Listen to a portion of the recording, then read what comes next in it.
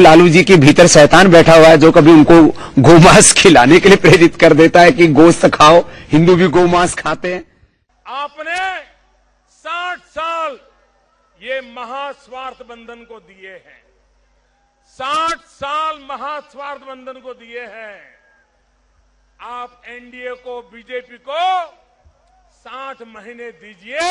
ये हर ज्यादा है जो कोई बोला है मेरे नाम से, उनको क्या कहना है? देखो ये कोई शैतान आदमी ही है जो इस तरह का बात मेरे मुंह में डाल के चला रहा है। छोड़ दे, ये शैतान है।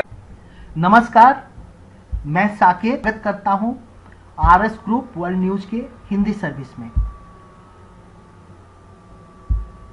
हम आपके सामने लेकर आए हैं बिहार चुनाव का पूर्व अनुमानित परिणाम, यानी इलेक्शन का एग्जिट पोल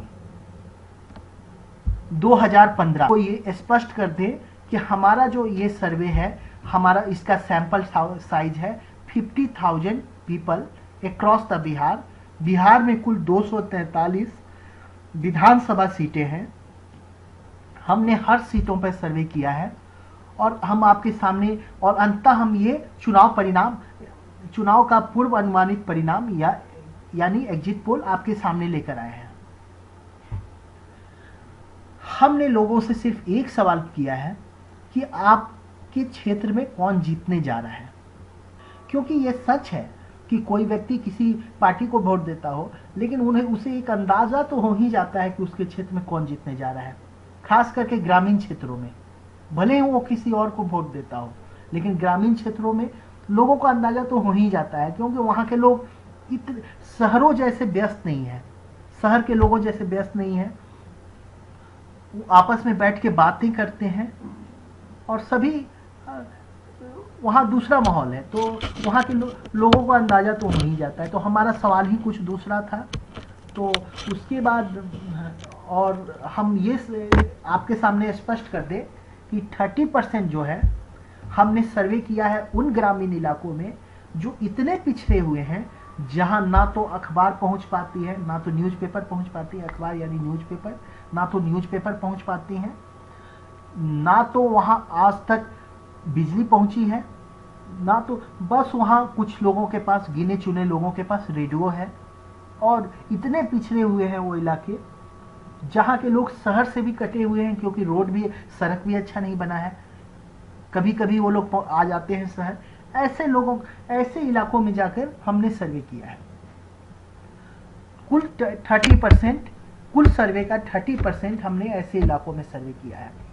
बाकी 30% सर्वे हमने ऐसे इलाकों में जाकर किया है जहां के ऐसे रूरल एरिया में किया है जो कि अनडेवलप्ड तो है, लेकिन वहां बिजली पहुंच चुकी है। वहां के लोग दूरदर्शन ही सही, टीवी तो देखते हैं और यदा कदा समाचार पत्र भी पढ़ लेते हैं, न्यूज़पेपर भी पढ़ लेते हैं यदा कदा।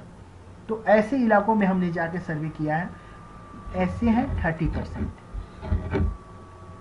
और बाकी 20% सर्वे हमने शहरी क्षेत्रों में जाके किया है।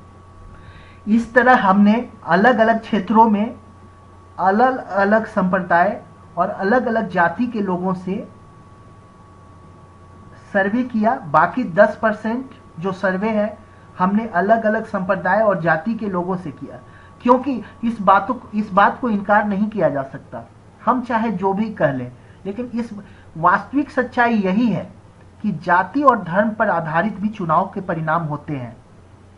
खास करके बिहार जैसे इलाके में, बिहार जैसे राज्य में, जिससे हम इनकार नहीं कर सकते। इसीलिए जो बाकी 10% सर्वे है वो हमने विभिन्न जाति और धर्म के लोगों से किया है। इसके पहले कि बिहार का एग्जिट पोल यानी हमारा अपना सर्वे क्या कहता है हम आपको बताएं, इसके पहले हम ये बात कह दें कि पूरी टर्निंग पॉइंट साबित हुआ एक मोहन भागवत का एक बयान, जिस पर उन्होंने आरक्षण पर एक टिप्पणी की थी। कुछ ऐसी बात उन्होंने कहा था कि कुछ लोग, इसका मतलब आरक्षण पर कुछ खास संशोधन कुछ उन्होंने कहा था, ऐसी बात जिससे बाद में आरएसएस वाले मुकर गए। जिसका मतलब ये भी हो सकता है कि एक दलित और पिछड़ा वर्ग जो आरक्षण का फायदा नहीं ले पा रहा है उसको आरक्षण का फायदा देने की जरूरत है, उनको शामिल करने की जरूरत है। लेकिन इसको लालू जी की तीक्ष्ण बुद्धि ही थी कि उसको उन्होंने बहुत चालाकी से उपयोग किया और बार बार बीजेपी और आरएसएस वालों को चैलेंज करते रहे कि हिम्मत है तो आरक्षण खत्म करके दिखाओ, हिम्मत है तो आरक्षण खत्म करके दिखाओ। ये कितनी बड़ी चालाकी से उन्होंने एक छोटे से बयान का उपयोग किया। आज लालू जी का बयान आया है कि आरक्षण अगर खत्म कर दिया जाए तो वो आत्महत्या कर लेंगे। लालू जी आत्महत्या करने के तो और भी मौके थे जब बिहार चारा घोटाला से शर्मसार हुआ था। खैर, उनका ये बयान, लालू जी ऐसे आरक्षण खत्म कर कौन रहा है, का ये बयान कि बीजेपी वाले आरक्षण विरोधी हैं, यह बिल्कुल मुझे सही नहीं लगता, क्योंकि भारत में 7 साल तक बीजेपी की सरकार थी। क्या कभी आरक्षण खत्म करने की कोशिश हुई? और यही लालू जी के राज में जितने जातीय दंगे हुए, लालू जी के सत्ता में 90 के दौर में सत्ता के आने के पहले बिहार में एक भी जातीय दंगे नहीं हुए थे। हाँ, धार्मिक दंगे हुए थे, हिंदू मुस्लिम के दंगे हुए थे, लेकिन जातीय दंगे नहीं हुए थे। लेकिन लालू जी के आने के बाद उनके छत्र छाया में, उनके राज में बिहार में इतने बड़े बड़े जातीय दंगे हुए जिसे कोई भूल ही नहीं पाएगा। और लालू जी के सत्ता में से जाने के बाद भी वो जातीय नरसंहार नहीं हुए, ना ही उनके आने के पहले हुए, सिर्फ उनके छत्र छाया के अंदर हुए, रहने के दौरान हुए। सो ये कहना कि बिहार में धार्मिक दंगे नहीं हुए हैं, इस बात से मैं सहमत हूं। इस तरह की, तो इसलिए बात जो भी हो, मैं लालू जी को एक बात कहना चाहता हूं, वो एक मजे हुए पॉलिटिशियन है। वो सिर्फ बयान से ही पूरे समाज को 2 अलग अलग वर्गों में बांट देते हैं। अभी उन्होंने आरक्षण को मुद्दा बनाया है और इस चालाकी से वो इस बात को उपयोग कर रहे हैं, इस बात को बयान कर रहे हैं, जैसे लग रहा है कि सामने वाला कोई आरक्षण को खत्म करने की बात कर रहा है या कोशिश कर रहा है। और यहीं से टर्निंग पॉइंट शुरू हुआ, यहीं से ध्रुवीकरण शुरू हुआ। वो पीएम मोदी को लगातार चैलेंज कर रहे हैं, क्योंकि वो जानते हैं कि जितना वो मोदी को चैलेंज करेंगे, मुस्लिम वोट उन्हें उतना अधिक मिलेगा। जहां तक लालू यादव पे मेरा अपना अध्ययन कहता है, उनका 2 अलग अलग व्यक्तित्व 2 अलग अलग समय देखने पे मिलता है। जब वो सत्ता के बैकफुट पर होते हैं, मतलब विरोधी उन पर हावी होता है, तो अपनी बातों से वो लोगों को हंसाने लगते हैं। मैं नरेंद्र मोदी बोल रहा हूँ। नरेंद्र मोदी आरएसएस वाला भी गाँव उनका आदमी घूम रहा है, कहीं कोई काम करने की जरूरत है, बैठ के क्या हो, क्या घर हमारा माँ बाप बच्चा, जिससे विरोधियों का गुस्सा भी हंसी के फवारे में बदल जाता है। लेकिन जब वो पॉलिटिक्स के फ्रंट फुट पर आते हैं, मतलब वो किसी पावर पर आ जाते हैं, उस समय वो दबंग पॉलिटिशियन बन जाते हैं। वो किसी की सुनते नहीं है, वही करते हैं जो उन्हें अच्छा लगता है। तो लालू जी का 2 अलग अलग व्यक्तित्व 2 अलग अलग परिस्थितियों में नजर आता है। हालांकि इसमें बुरा कुछ भी नहीं है, वो एक मजे हुए पॉलिटिशियन है। वो जानते हैं कि उनका और उनकी पार्टी का फायदा किस चीज में है। तो उनका हालिया बयान, लालू जी का हालिया बयान पूरी की पूरी समीकरण को बदल के रख दिया। आज की तारीख में अगर बिहार में चुनाव हो जाए, मतलब बिहार में चुनाव का पहला दौर होने वाला है, बिहार में चुनाव हो जाए, तो हमने जो पूरी की पूरी जो सर्वे किया है, इसमें लालू नीतीश गठबंधन को 120 से 125 सीटें मिलने वाली हैं। 122 पर पूर्ण बहुमत है। बिहार विधानसभा में 243 सीटें हैं, 122 पर पूर्ण बहुमत है।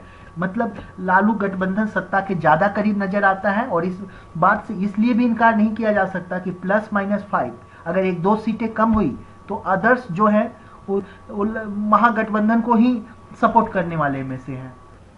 तो इसीलिए मुझे महागठबंधन की सरकार बनने की संभावना ज्यादा नजर आती है, सत्ता के ज्यादा करीब नजर आता है। और बीजेपी वाले 101 से लेकर 105 सीटें, मतलब इस समय बिहार अभी फिलहाल इस समय नीतीश के नेतृत्व में बिहार में सरकार बनने जा रही है वापस।